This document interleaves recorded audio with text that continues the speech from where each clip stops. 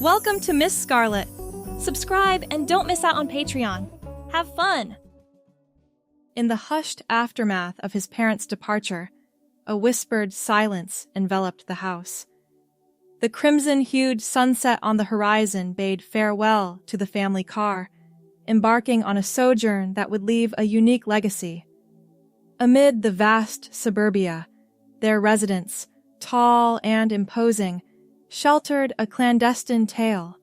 Within its depths, their son, a man of 3 decades, dwelled in the sanctum of the basement, an underground haven. Unperturbed by societal norms, he embraced the living situation, his haven offering an unparalleled equilibrium.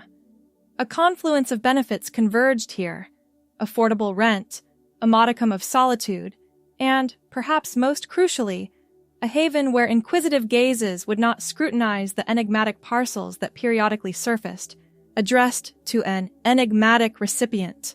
Behind his everyday clothes, the jeans, t-shirts, and button-downs that constituted his public persona, hung the items that made his heart race. Silky blouses in pastel colors, a collection of skirts that flowed like water, and dresses that promised to hug curves he didn't naturally possess. The lock on his door engaged with a satisfying click. Safety secured, he began to undress, shedding not just clothing, but the weight of pretense. The brown hair that hung just past his ears would need attention later, but for now, he focused on the sensation of nylon against his freshly shaved legs. A knock at the front door upstairs jerked him back to reality. "Just a minute!" he called, hastily shoving his feminine attire back into the closet and grabbing a pair of sweatpants and a t-shirt. He bounded up the stairs, heart hammering in his chest, praying it wasn't his parents having forgotten something.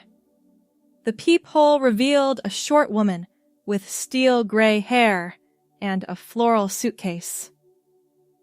"Aunt Martha." His stomach dropped. Had his parents mentioned she was coming? Surely they would have warned him. Aunt Martha was his mother's older sister, an eccentric woman who lived in New England and rarely traveled. The last time he'd seen her was at a family reunion 5 years ago. With reluctance, he opened the door. "Jonathan, my goodness, you've grown into such a handsome young man." Her voice carried the slight lilt of someone who had spent decades in finishing schools before they fell out of fashion. "Aunt Martha, what a surprise," he managed, accepting her enthusiastic embrace. The scent of lavender and something distinctly old-fashioned enveloped him. "Didn't your mother tell you I was coming? I'm to house-sit while they're away. They were concerned about leaving you all alone for 2 weeks. Her eyes twinkled with amusement. "Though I can see you're hardly a child anymore." "No, she didn't mention." He stepped aside to let her in, mind racing. 2 weeks with Aunt Martha? His plans for uninterrupted freedom crumbled before his eyes. "Well, that's Elaine for you. Always forgetting the important details." Martha rolled her suitcase into the foyer and surveyed the house with a critical eye. "I'll take the guest room upstairs, of course. You won't even know I'm here, dear." Somehow, John doubted that very much. The first day passed without incident. Aunt Martha kept to herself, occasionally emerging to prepare elaborate meals that she insisted they eat together. Her conversation was pleasant enough, focusing on family gossip and the changes in the neighborhood since her last visit. It was on the second day that everything changed. John had gone to work, a remote IT job that allowed him to keep flexible hours, and returned to find Aunt Martha had made herself quite at home. The living room had been rearranged, fresh flowers adorned every surface, and the unmistakable smell of pot roast filled the air. "Jonathan, be a dear and fetch the tablecloth from the linen closet downstairs, would you? The good one with the lace edging." He froze. The linen closet? Yes, your mother mentioned it was in your apartment area. I would go myself, but these old knees don't do stairs well anymore. The linen closet was adjacent to his bedroom closet, the same closet that held his secret life. I'll get it, he said quickly, hurrying down the stairs. But he was too late. The door to his bedroom stood open, and there was Aunt Martha, holding a pale pink dress against her small frame in front of his full-length mirror. Such lovely taste, she said, without turning around. Though this color would wash me out terribly, much better suited for someone with your complexion. John stood in the doorway, unable to move, unable to speak. The floor seemed to tilt beneath his feet. I can explain, he finally stammered. Aunt Martha turned then, her expression not of disgust or anger, but of curious assessment. No need, dear. The clothes explain themselves quite adequately. She returned the dress to the closet with careful precision.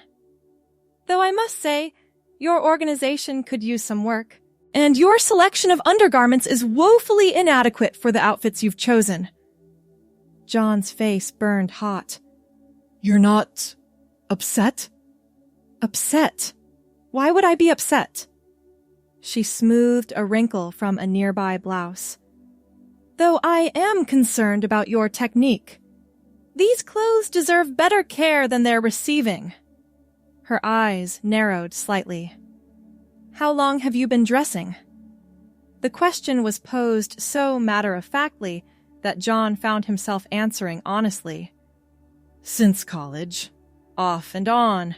More frequently in the past few years. And do you have a name when you're dressed? He shook his head. I never thought about it. Aunt Martha clicked her tongue disapprovingly. Well, that's the first thing that needs to change. One cannot properly embody femininity without the right name. She circled him slowly, eyes calculating. You need structure, Jonathan. Guidance. Throwing on a dress doesn't make one a woman any more than putting on a chef's hat makes one a gourmet. From her suitcase, which had somehow made its way downstairs, she withdrew a pink garment that John recognized immediately. A corset, not the flimsy fashion kind sold in department stores, but a serious, steel-boned satin corset in the palest shade of pink. This was mine when I was younger, she explained. I think it will fit you nicely. Every journey into womanhood should begin with proper posture and silhouette. You want me to wear that? John's voice cracked slightly. For the next week, yes. Consider it an education. Her tone left no room for argument. Your parents won't be back for 2 weeks, which gives us ample time for a proper transformation. 7 days in proper foundational garments will teach you more than years of haphazard experimentation. I can't wear that for a week. I have work and... You work from home, dear. No one will see you but me. She laid the corset on his bed and pulled out more items from her seemingly endless suitcase. Stockings, a garter belt, padding for hips and chest. We'll start you with the basics and work our way up. By the end of the week, you'll have a much better understanding of what it truly means to present as feminine. John stared at the items on his bed. Part of him wanted to refuse, to tell Aunt Martha to leave his personal life alone. But another part, a stronger part, was curious. He'd never had guidance before, never had anyone to show him the nuances of femininity that he struggled to teach himself. Why would you help me? He asked, finally. Aunt Martha's expression softened slightly. Because everyone deserves to be who they truly are, Jonathan. And because you're clearly fumbling in the dark without a proper mentor. She gestured to the corset. Shall we begin? The corset was unlike anything John had ever experienced. The satin exterior gleamed in the soft light of his bedroom as Aunt Martha positioned it around his torso. Arms up, she instructed, her voice clinical and professional. Breathe in deeply. Now out as I tighten. The first pull of the laces sent a shiver through his body. It wasn't painful, not yet, but the sensation of being held, contained, was immediate and profound. The key to a proper corset is gradual training, Aunt Martha explained, pulling the laces with practiced precision. We won't cinch you too tightly today. Your body needs time to adjust. Even with her promise of moderation, John found his breathing changing, becoming more shallow and controlled. The corset forced his posture straight, shoulders back, chest forward. There, she said finally, tying off the laces with a neat bow. How does that feel? Restrictive, John admitted, but not uncomfortable. Good. Now put on this slip. She handed him a simple white garment. It will help the dress hang properly. The slip slid over his head, cool against his skin. The corset prevented him from hunching or slouching as he normally might when feeling self-conscious. Instead, he stood tall, shoulders squared. From his closet, Aunt Martha selected a floral sundress in soft blues and greens. This will do nicely for today. Arms up again. The dress settled around him, the fabric draping differently than it ever had before. The corset created the illusion of a waist, the padded hip pads providing balance to his frame. Now for shoes, those clunky things you have won't do at all. From her suitcase came a pair of modest kitten heels in a neutral beige. These were mine when I was younger. They should fit you well enough. The shoes slipped onto his feet, adding 2 inches to his height and changing his posture yet again. Standing in the full ensemble, John hardly recognized himself in the mirror. What do you think? Aunt Martha asked, a hint of pride in her voice. It's different, he said softly. More complete, somehow. That's because you're properly supported now. Femininity isn't just about draping fabric over a masculine frame. It's about creating the proper foundation. She adjusted the neckline of his dress slightly. Now, you'll wear this for the remainder of the day. I expect you at dinner promptly at 6 and we'll discuss your homework for tomorrow. Homework? Of course. Walking, sitting, the proper way to eat and drink. There's much to learn, Jonathan. She patted his cheek. And you'll be wearing this corset for the full week. I'll help you adjust it each morning and evening. The full week? Even to sleep? Especially to sleep. That's when the body truly adapts to the garment. Her eyes twinkled. Don't worry. You'll grow to appreciate it. That first day was an exercise in adaptation. The corset made everything different. Sitting, standing, reaching for objects. John found himself moving more deliberately, more consciously aware of his body in space. Dinner was a lesson in proper table manners, with Aunt Martha correcting his posture and gestures throughout the meal. Smaller bites, dear. A lady doesn't shovel food into her mouth. Keep your elbows off the table. Cross your ankles, not your knees. By the time they finished dessert, a delicate pudding that Aunt Martha had somehow whipped up between her reorganization projects, John was exhausted. The constant awareness, the restriction of the corset, the weight of Aunt Martha's expectations all combined to create a unique form of fatigue. You did well today, she said, as they cleared the dishes. Tomorrow we'll work on your makeup skills. I noticed your collection is rather basic. I never really learned properly, John admitted. Just watched videos online. Nothing replaces hands-on instruction. Now off to bed. I'll help you adjust the corset for sleeping. That night, lying in bed with the corset loosened, but still firmly encasing his torso, John stared at the ceiling and wondered what he had gotten himself into. Yet beneath the confusion and mild discomfort was a thread of something else. Excitement, perhaps. Or gratitude. For the first time, he wasn't exploring his femininity alone. Day 2 brought makeup lessons. Aunt Martha's technique was old-fashioned but impeccable, teaching him to apply foundation with a light touch, to blend eyeshadow with patience, to line his lips before applying color. "Your features are quite good," she observed, tilting his chin to examine her work. "Strong jaw, but we can soften that with contouring.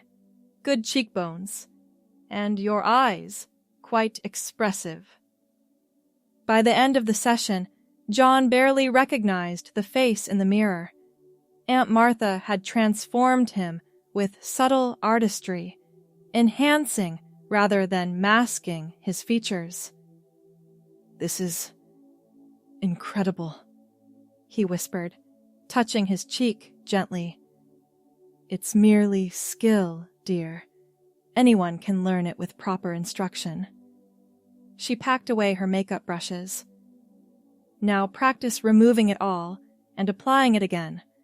I'll check your work before dinner." The corset remained constant through it all, a firm reminder of his agreement. Each day, Aunt Martha would adjust it slightly tighter, his body gradually adapting to the restriction. Day 3 focused on voice and speech patterns. Aunt Martha brought out old elocution books and had him practice phrases and passages, modulating pitch and tempo. "You're not aiming for falsetto," she corrected when he pitched his voice too high. "Find your natural head voice. Speak from here." She touched his forehead. "Not from here." Her hand dropped to his chest. Hours of practice left his throat sore but produced noticeable results. His speech became more measured. The harsh edges of his consonants softened. By day 4, the corset no longer felt foreign. His body had begun to adapt, the initial discomfort fading into a strange sort of comfort. The constant pressure was now reassuring rather than restrictive. "You're carrying yourself differently," Aunt Martha noted over breakfast. "More naturally. The corset is becoming part of you." It was true. His movements had changed, becoming more fluid, more graceful. Even in sleep, he maintained the posture the corset demanded. That afternoon, Aunt Martha introduced a new element to his education. "You need a name," she announced. "Something that reflects your feminine essence." They sat in the living room, a book of baby names open between them. John had never considered the importance of a name before, had never thought beyond the clothing and appearance. "What about Elizabeth?" Aunt Martha suggested. "Classic, versatile." John shook his head. "Too formal." "Victoria?" "Too regal." They went through dozens of names, none feeling quite right. Until... "Cecilia," Aunt Martha said, almost to herself. "From the Latin, meaning blind to one's own beauty." The name resonated immediately. "Cecilia," John repeated, feeling how it shaped his mouth differently than his given name. "Yes, I think that suits you perfectly." Aunt Martha closed the book with satisfaction. "From now on, when you're dressed, you're Cecilia. I expect you to respond to it." It was strange how quickly the name took root. By the end of day 4, John found himself thinking of his feminine self as Cecilia, drawing a clearer line between his male and female presentations. Day 5 brought the most significant shift. Aunt Martha had laid out his outfit as usual, the corset now laced tighter than ever, a silky blouse in deep purple, a black pencil skirt, and heels slightly higher than before. "Cecilia!" she called from upstairs. "Breakfast is ready!" Without thinking, he responded, rising from his vanity where he'd been applying the makeup techniques she'd taught him. Only halfway up the stairs did he realize what had happened. He had answered to Cecilia without hesitation. Aunt Martha noticed the change immediately. "You look troubled, dear. What's wrong?" "I answered to Cecilia," he said softly. It felt natural. A smile spread across her face. "That's because it is natural, dear. You're finding your authentic self." She poured coffee into delicate cups. "Tell me, how does the corset feel today?" "Like a part of me," Cecilia admitted. "I barely notice it anymore." "Excellent. Today we'll work on your wardrobe planning. Those individual pieces you've collected need to be organized into proper outfits." The day passed in a flurry of clothing coordination, accessorizing lessons, and more advanced makeup techniques. Cecilia absorbed it all, her confidence growing with each new skill mastered. By day 6, the transformation was remarkable. Cecilia moved with grace, spoke with measured tones, and presented herself with a poise that had been entirely absent from John's demeanor. The brown hair that had once hung limply past his ears was now styled into a feminine cut that framed her face beautifully. "We need to discuss what happens after our week concludes," Aunt Martha said over dinner. "Your parents return in 8 days. What are your plans?" The question struck Cecilia like a physical blow.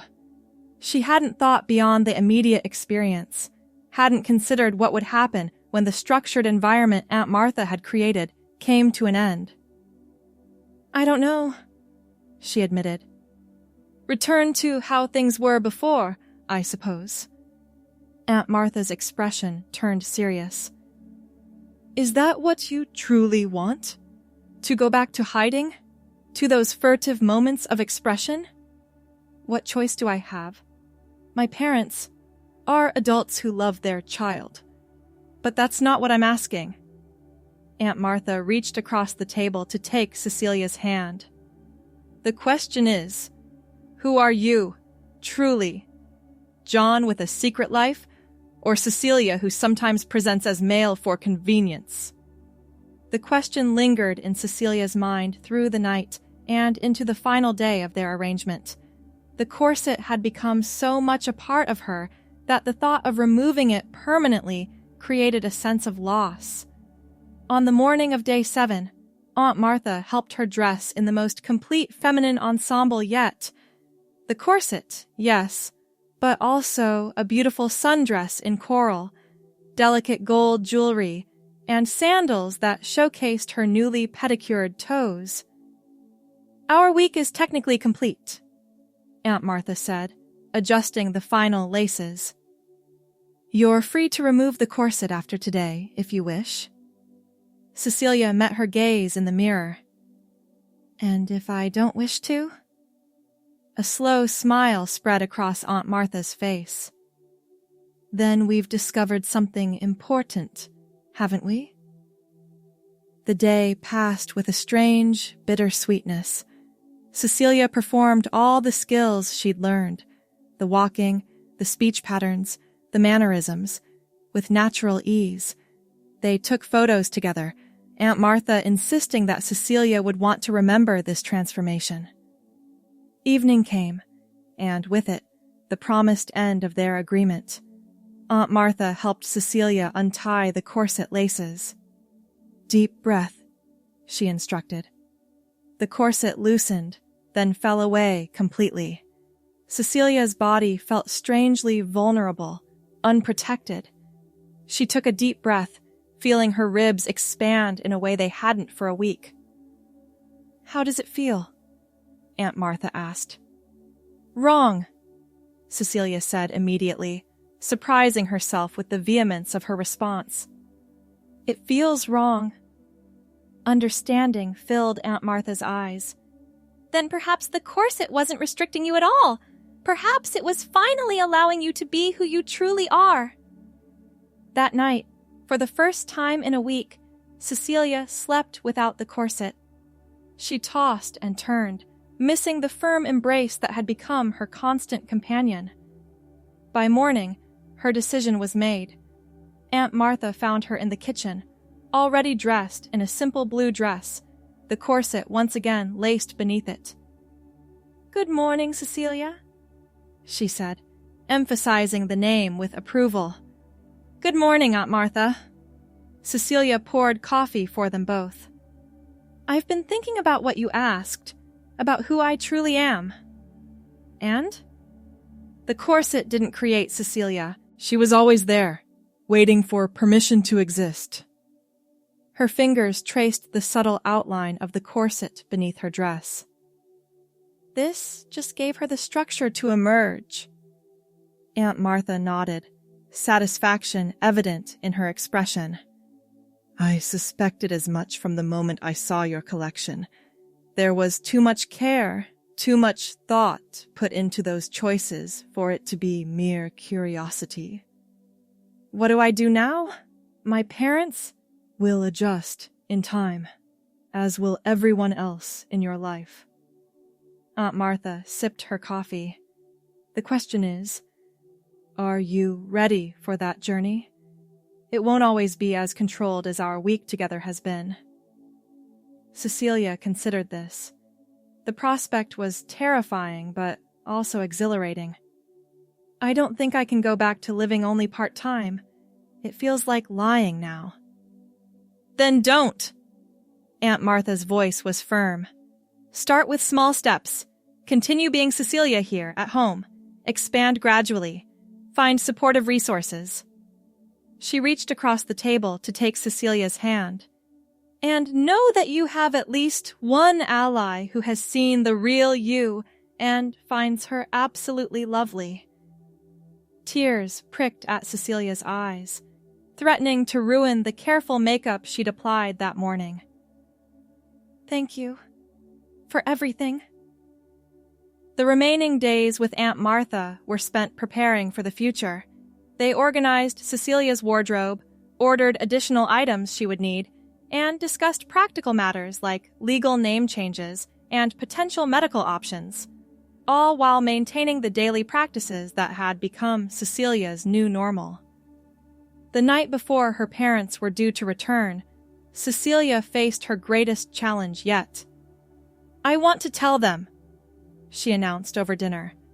"When they come home tomorrow, I want them to meet Cecilia." Aunt Martha studied her face carefully.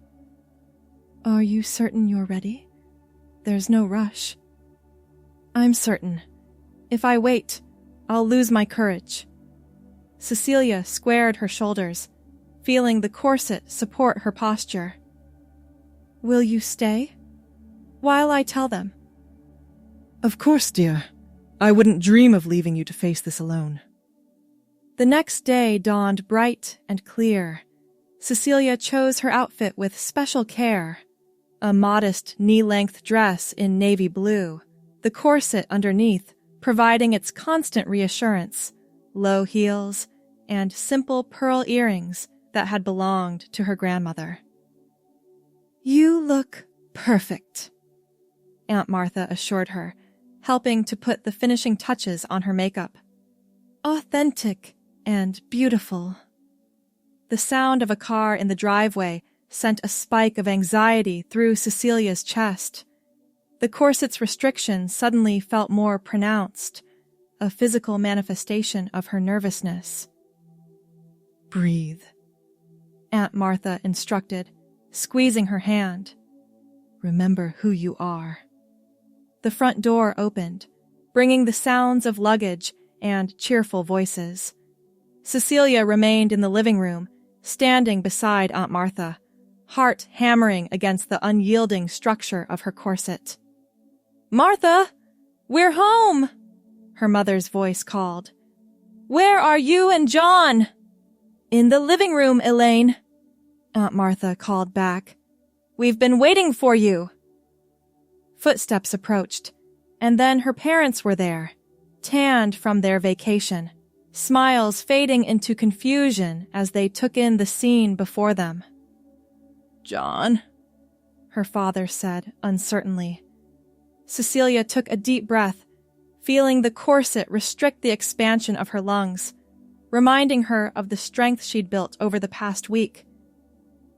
"Actually," she said, her voice steady in the way Aunt Martha had taught her, "I'd like you to call me Cecilia now."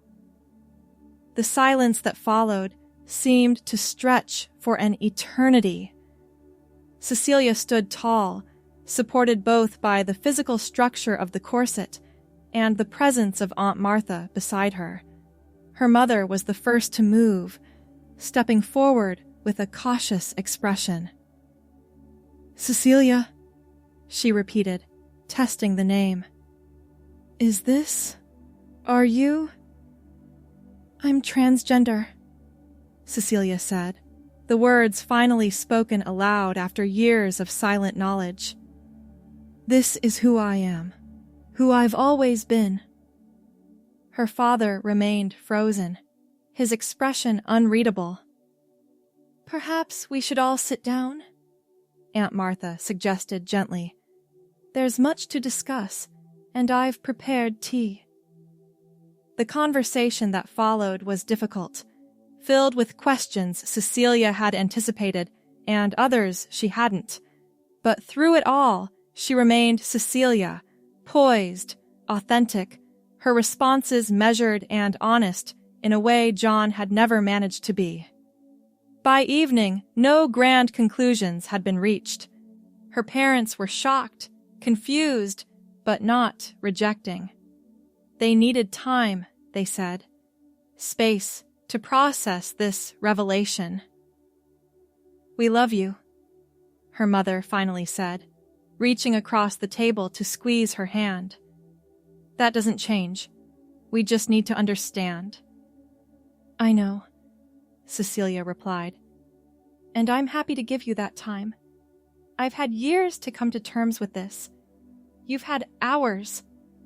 Later, as Aunt Martha prepared to depart for her train, she pulled Cecilia into a tight embrace. "I am so proud of you," she whispered.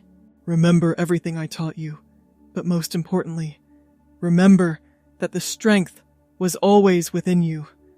The corset just helped you find it." Cecilia nodded, tears threatening again. "Will you visit again? Soon?" "Wild horses couldn't keep me away, dear. I'll be back to check on your progress and meet the woman you're becoming." Aunt Martha's eyes twinkled. "Though I suspect she's already fully present." As the taxi pulled away, Cecilia stood on the porch, one hand resting lightly on her corseted waist. The future was uncertain, filled with challenges she could only begin to imagine. But for the first time, she would face those challenges as her authentic self. That night, alone in her room, Cecilia carefully hung up the navy blue dress and removed the corset. Her body still held the memory of its shape, her posture remaining correct even without its physical presence. She ran her fingers over the pink satin, appreciating the craftsmanship that had gone into creating such a transformative garment. She would wear it again tomorrow and the day after that, not because she had to, but because she chose to, because it reminded her of the journey she had begun and the woman she was becoming. Cecilia slipped into bed, her brown hair splayed across the pillow. Before turning out the light, she looked at the photo Aunt Martha had taken of them together, two women sharing tea in the garden, one young and just beginning, one older and wise in the ways of femininity. The week that had begun as a strange experiment in proper feminine behavior had ended with the birth of someone new. Or perhaps, Cecilia reflected as sleep began to claim her, not someone new at all, but someone who had been waiting all along, corseted by fear and expectation, finally free to breathe in her own unique way. Thanks for watching, my girlies! Be sure to check out Patreon for more!